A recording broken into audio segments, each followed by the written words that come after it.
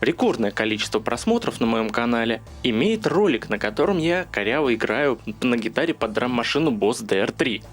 В интернете очень мало роликов про нее, и еще меньше материалов про работу с ней.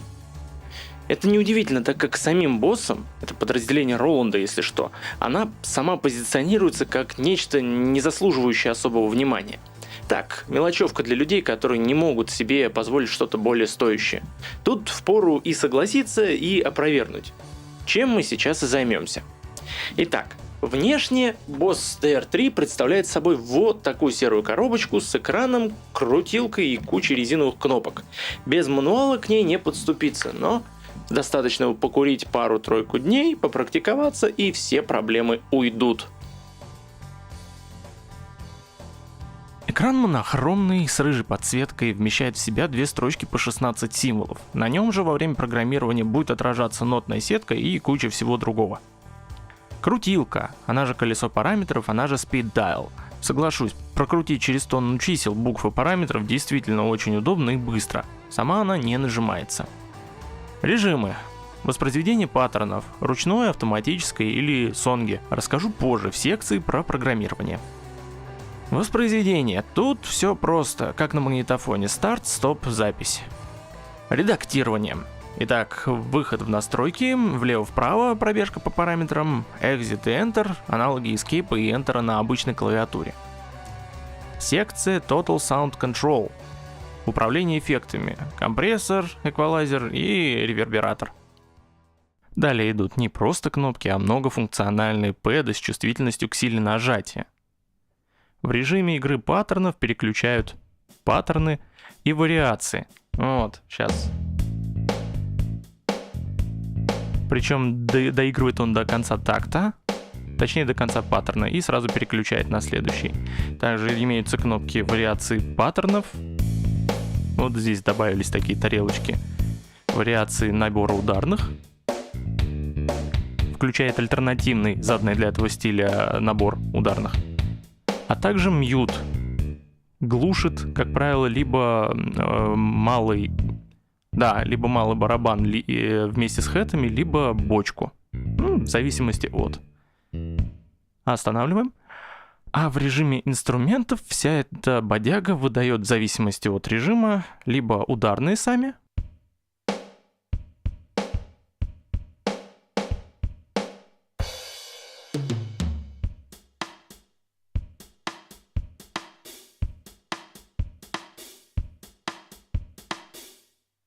либо набор перкуссии, в зависимости от стиля, кстати, он различается.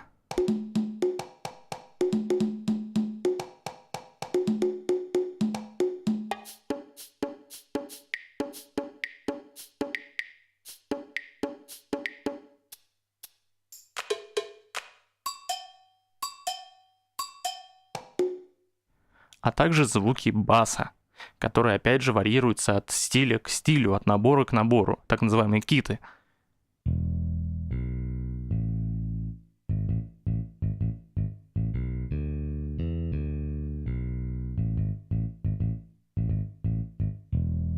А еще оно все светится и моргает, причем по-разному в зависимости от режима. Правда, почему-то только цвет розовый. Металлисты не поймут. Теперь посмотрим на нее сзади. Oh yeah. Первое — это MIDI-порт. Использовать его можно по-разному. К примеру, заставлять машинку играть партии с секвенсора. Или подключать паттерны и сонги с компьютера автоматом. Или записывать партии в машинку напрямую, даже самые заковыристые. Показать не могу, ибо сейчас тупо некуда воткнуть другой конец кабеля. Скажу только, что синхронизация с хостом работает стабильно, подцепляется темп, размер и ноты.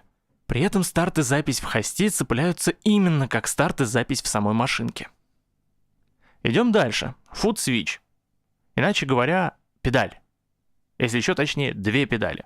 На них можно навесить кучу функций. Тап, темпо, переключение паттерна, старт, стоп и даже триггер какой-нибудь отдельной ноты. Последний вариант неудобен, так как педали неравномерно реагируют на нажатие.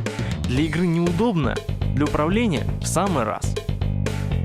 В мануале настоятельно рекомендуется использовать только свой родной Foot switch. Лишних денег на пробу того, что может не пригодиться, я тратить не хотел, поэтому из 2 педалей для синтезаторов, пары-тройки больших джеков и нескольких проводов я соорудил один хитрющий переходник, который электрически был ровно тем же самым. Обычно я использовал одну педаль как старт-стоп, а вторую на следующий паттерн. Очень удобно джимовать и в ножную переключать аккорды. Проверено живьем. Выход на больших джеках. Левый-правый, либо только правый моно, либо только левый стерео на наушнике. Выход на тюльпанах. Просто левый и правый. Можно завести в пульт или куда угодно на таких разъемах. Я лично пускал сигнал напрямую в мою звуковую карточку. Крутилка громкости. Без комментариев. Вкл-выкл. Тоже без комментариев. Вход под питание. Машинка работает от 6 пальчиковых батареек, либо от обычного примочечного блока питания на 9 вольт. Замок Кенсингтона. Чтоб не сперли. Угу. По большому счету, драм-машина рассчитана на скромных рокеров, которым нужно, чтобы им хоть как-то более-менее естественно подстучали. Вывод этот я делаю из набора звуков. 80% из них сэмплы живых барабанов. Тяжелые, легкие, джазовые, попсовые, на любой вкус. Модели 808 и 909 от того же Роланда зацеплены, но мельком.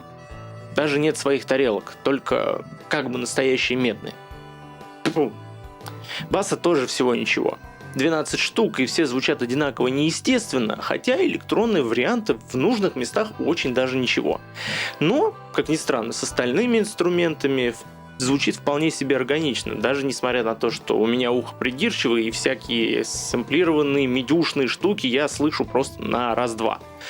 Синтезаторный бас, кстати говоря, на живом концерте уложился в паре с басистом живым, смачнее некуда. Но хватит развозить воду. Поехали к принципам работы. Итак, основная единица — это стиль. 100 вшитых, 100 пользовательских. Стиль — это интро,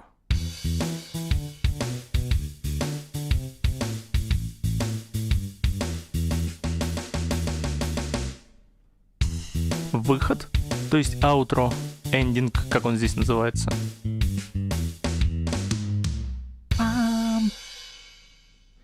Также куплеты 1, не буду их проигрывать целиком, 2, 3 и сбивки между ними, подходящие к каждому.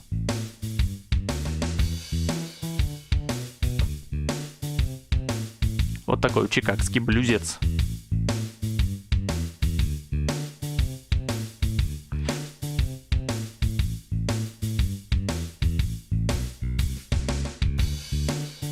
В итоге имеем 11 петель, 5 из которых играются однократно. В каждой из них своя партия ударных и баса.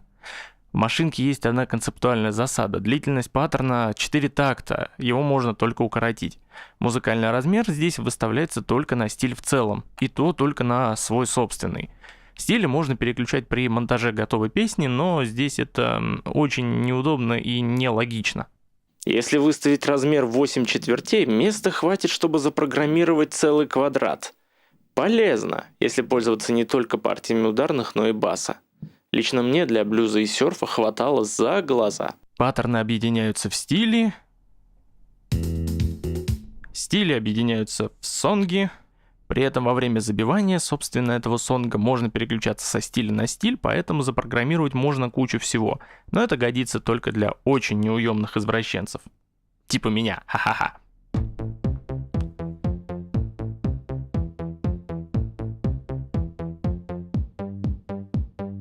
Повторюсь, стилей тут 100 вшитых и 100 пользовательских. Сочинять можно 2 студиями.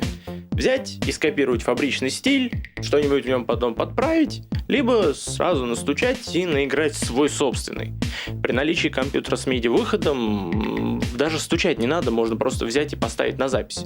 Если у вашей композиции четкая структура, то четко прописанный сонг — это ваш выбор. Если вы любите поджимовать в волю, то придется менять паттерны вручную. Я использовал в таких случаях педаль. А теперь практикум.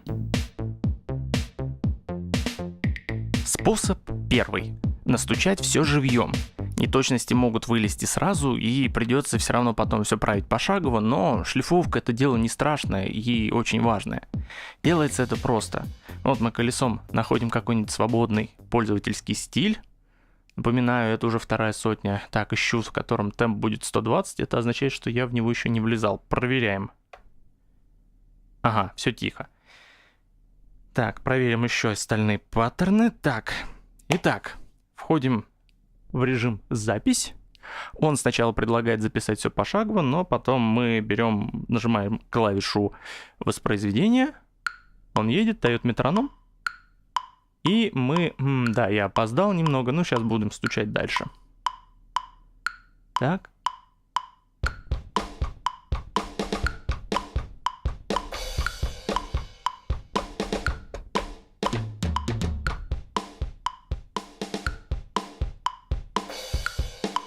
Вот, как и уже было сказано, будут обязательно промахи. Ищем, в каком месте я косякнул. Ложанул. Выходим теперь уже в пошаговый режим. Так, у меня неправильно сработала тарелка. Нажимаем кнопку Inst, выбираем цимбал 3 и ищем, где оно не в долю.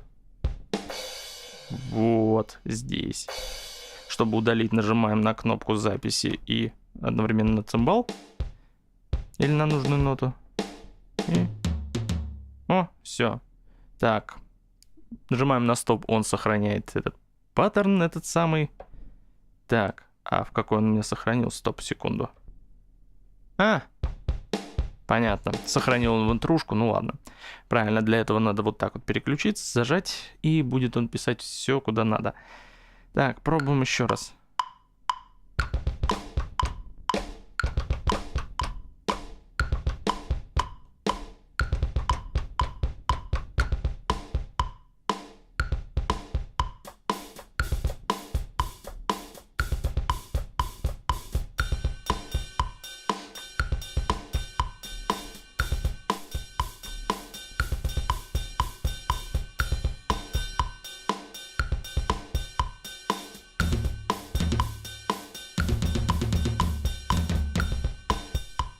Вот.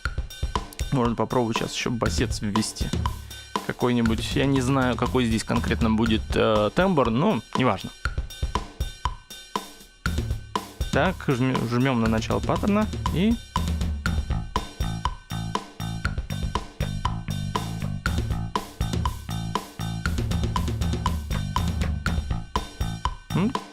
Все простенько. Следующий вариант. Это сразу начинать вводить все пошагово. Делается это следующим образом. Входим... Так, нет, я выйду сначала в другой какой-нибудь паттерн. Например, в B, где у меня ничего нет. Входим на кнопку записи, выбираем нужный тип инструментов. Так, и потихоньку, пошаговенько вводим все, что надо. Ну, сделаем обычный диско-бит, как он называется. Вот. Жалко, конечно, проход по долям не сделан на колесе, что не самая удобная вещь. Продираться через эти резиновые кнопки — это дико муторное дело, но тем не менее. Так, лучше сразу тормозну и снова выйду в этот же самый паттерн, только на другом. Так.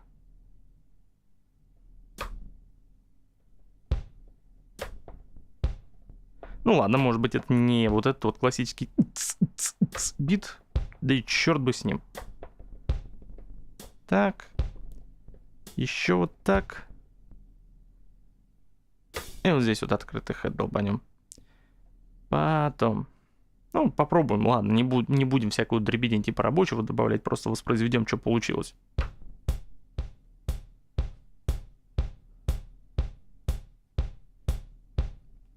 Ну вот, третий способ — это ввести все по MIDI, но я этого не покажу, потому что нечем. Хотя раньше, когда у меня была большая MIDI-клавиатура с входом и выходом, там возможность была, и я ей активно пользовался. И забивал туда очень хитрые, практически электроноподобные секвенсорные партии. Так что вот, но это возможно.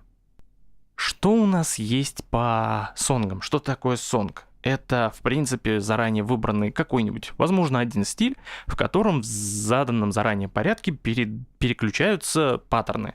Вот, пожалуйста, берем какой-нибудь сонг, смотрим, что у меня здесь есть.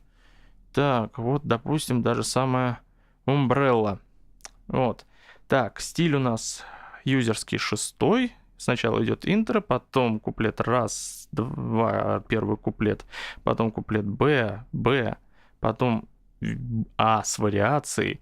Ну, смысл вариации-то предполагался изначально в том, что там будет немножечко различаться ритмический рисунок, но на деле туда можно забить абсолютно любую партию, она может сколь угодно отличаться от предыдущей, главное вовремя переключить все это добро. Вот. Так, сначала выйдем из режима редактирования сонгов и посмотрим. Так, юзерский 6 стиль. Что у нас здесь есть? Так... Мануальный режим, юзерский 0.6, Umbrella. Ну, это, соответственно, та самая рыгановская песня. Так, интро. Угу. Да, напоминаю, у меня здесь довольно длинные такты, поэтому ждать, возможно, придется долго. Хотя, в принципе, ничего не мешает сейчас просто взять и подтянуть темп. Делается он тап-темпо и колесом.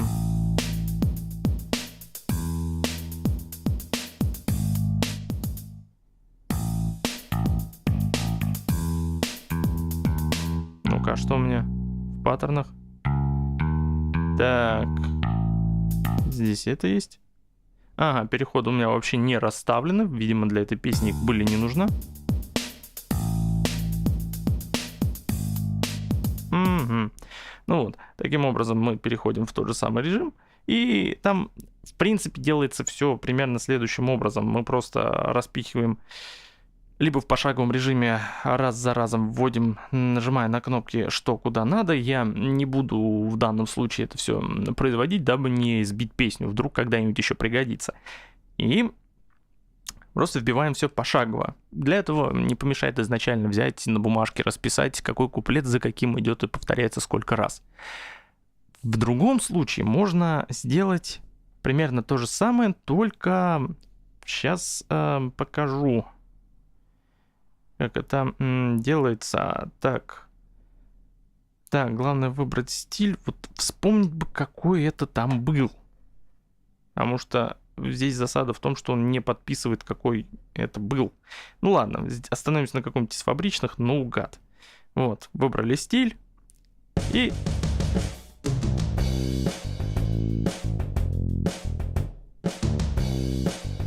расставляем, соответственно, и забивки, сбивки и прочее. Если нажать забивку следующего куплета, то он на него же и перейдет.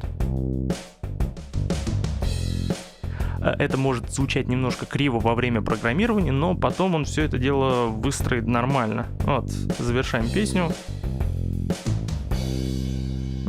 Так вот это все добро выглядит. Он сразу ее сохраняет. И можно ее попытаться воспроизвести. Так, она у нас 29-я.